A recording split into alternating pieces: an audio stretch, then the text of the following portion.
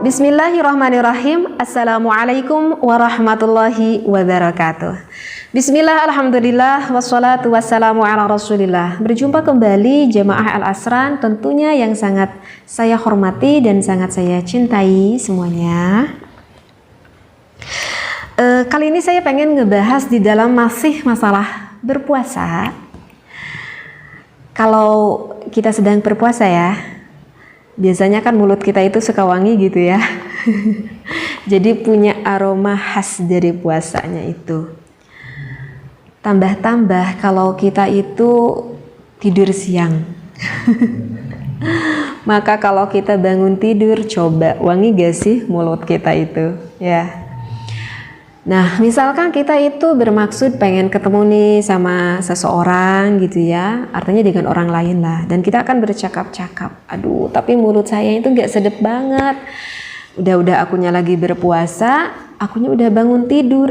Ketika aku tadi sahur, misalkan aku dengan makan makanan yang agak cukup bau juga, misalkan makan sama pete gitu ya, ataupun sama jengkol gitu kan, itu nggak enak banget. Dan aku tuh lupa ketika tadi sahur aku tuh nggak sikat gigi misalkan.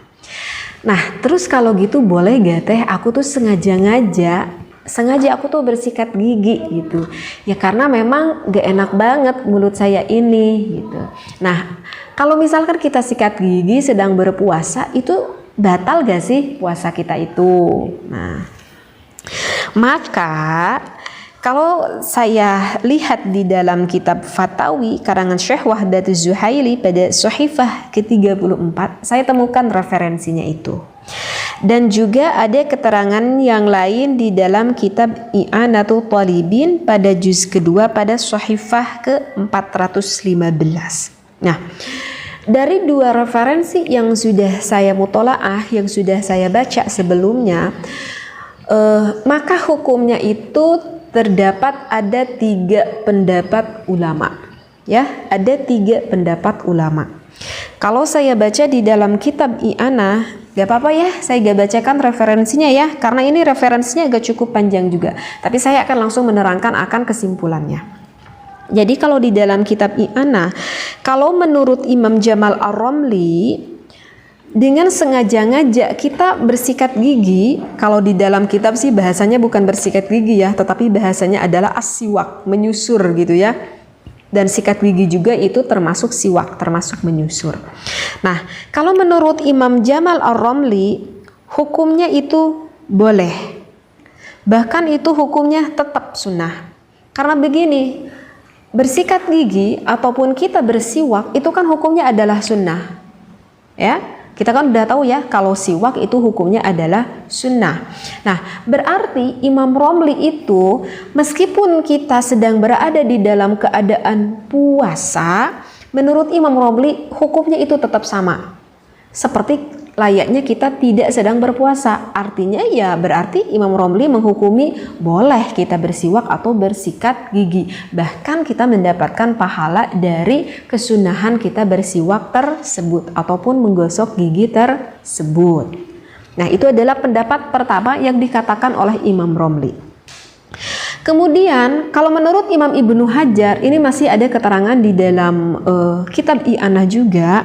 Kalau menurut Imam Ibnu Hajar, kalau dari subuh sampai zuhur, sekali lagi ya, kalau dari subuh sampai zuhur itu hukumnya dibolehkan. Tetapi kalau menurut Imam Ibnu Hajar, dari zuhur sampai maghrib itu hukumnya dimakruhkan. Ya, kalau itu menurut referensi pendapat imam yang kedua menurut Imam Ibnu Hajar. Meskipun sebetulnya sih Imam Romli dan juga Imam Ibnu Hajar ini termasuk ulama mutaakhirin ya. Dan di dalam kitab Syarah Muhadzab yang masih bermadzhab Imam Asy-Syafi'i karangan Imam Nawawi. Nah, kalau Imam Nawawi ini itu termasuk ulama mutaqaddimin. Nah, kalau di dalam ulama mutaqaddimin juga itu sama pendapatnya seperti apa yang disampaikan oleh Imam Romli. Jadi mau pagi, mau siang, mau sore gitu ya, itu hukumnya diperbolehkan. Artinya tidak ada kemakruhan di sana. Nah, dari ketiga pendapat itu bisa kita simpulkan, jadi ada dua ulama, Imam Romli dan juga Imam Nawawi, yang satu berulama mutaqaddimin, yang satu ulama mutaakhirin, bahwa hukumnya itu diperbolehkan. Bahkan Imam Romli mengatakan tetap hukumnya tidak berubah, tetap sunnah dan tidak terbatas waktu, mau pagi, mau siang, mau sore. Tetapi kalau menurut pendapat ulama yang berbeda, yang kedua, yaitu menurut Imam Ibnu Hajar, kalau dari subuh sampai siang hukumnya itu diperbolehkan, tetapi kalau dari zuhur sampai maghrib itu hukumnya dimakruhkan. Nah, di dalam kitab Syekh Wahdatuz Zuhaili pun seperti itu penerangannya.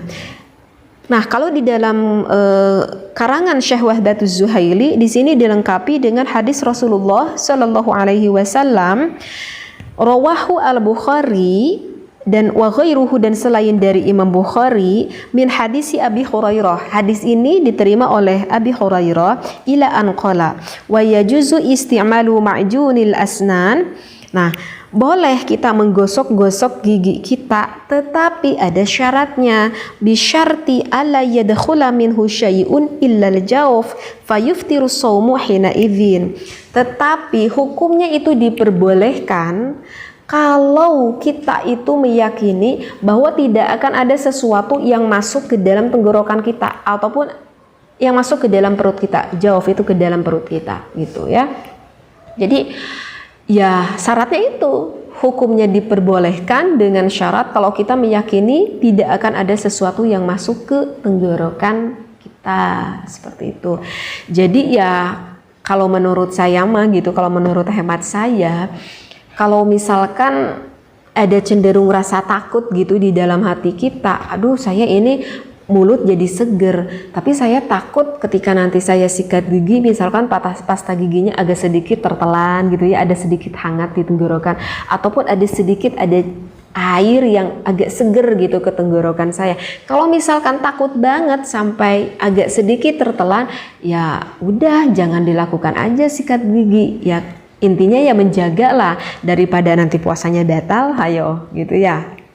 Ataupun kalau misalkan seseorang alasannya itu karena tadi, aduh gimana ya, saya tuh mau bertemu nih dengan klien ataupun dengan siapapun dan saya kan bercakap-cakap, tapi mulut saya tuh lagi nggak enak banget gitu ya, udah mah bangun tidur, lagi puasa dan tadi sahurnya lupa nggak sikat gigi dan makan yang bau-bau pula. Maka kalau membutuhkan banget kamu untuk melakukan sikat gigi tersebut, maka syaratnya harus berikhtiyat. Artinya berikhtiyat adalah berhati-hati. Mudah-mudahan apa yang saya sampaikan ini bisa mudah dipahami. Saya ambil dari 3 referensi kitab menurut Syekh Wahdatuz Zuhaili di dalam kitab I'anah dan juga di dalam kitab Syarah Muhadzab. Wallahu a'lam wa billahi taufiq wal hidayah. Wassalamualaikum warahmatullahi wabarakatuh.